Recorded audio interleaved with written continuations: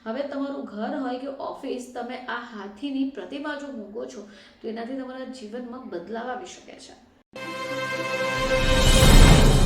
નમસ્કાર દર્શક મિત્રો, ખબર છે પરથી હું દ્રશ્ય નાયક આપ સૌનું સ્વાગત કરું છું.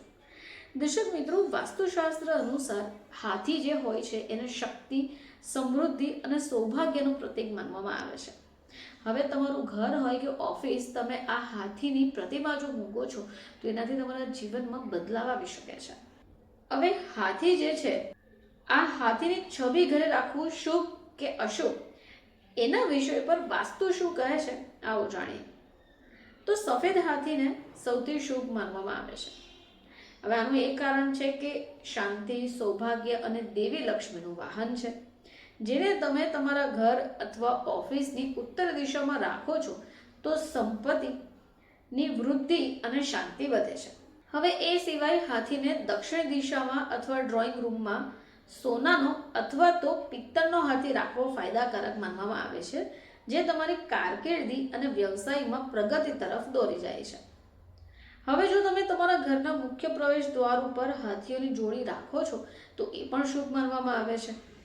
આ વૈવાહિક એકતા અને સુરક્ષાનું પ્રતીક છે. એવું કહેવાય છે કે આ નકારાત્મક ઉર્જાને ઘરની અંદર પ્રવેશતા અટકાવે છે અને સૌહાર્દપૂર્ણ સંબંધો જાળવી રાખે છે.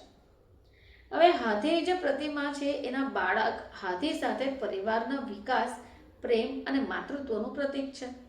હવે ઘરની પૂર્વ દિશામાં લાકડાના અથવા સ્ફટિક હાથી રાખવાથી માનસિકતા અને સુંદરતા વધે છે. હવે એ સિવાય વાસ્તુમાં હાથીનો રંગ પણ મહત્વપૂર્ણ સાબિત થાય છે.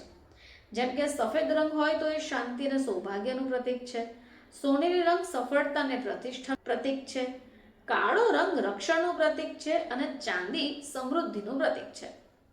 હવે હાથીની સૂંઢ ઉપરની તરફ હોવી જોઈએ, કારણ કે એ શુભતા અને પ્રગતિનું પ્રતીક છે. ઘર અથવા ઓફિસના મુખ્ય પ્રવેશ દ્વાર ઉપર બે હાથીઓને એકબીજાની સામે રાખવાથી સૌભાગ્ય, સફળતા અને સકારાત્મક ઉર્જાનો વધારો થાય છે. હવે એકંદરે આપણે જોઈએ તો આ હાથીની જે પ્રતિમા છે અથવા જે હાથીનું ચિત્ર છે એ સુશોભન તત્વ નથી, પરંતુ એક શુભ પ્રતીક છે જે તમારા જીવનમાં શક્તિ, સમૃદ્ધિ અને શાંતિ લાવે છે. ફરીથી આપ સમક્ષ હાજર થઈશું. ત્યાં સુધી જોતા રહેજો ખબર છે .com.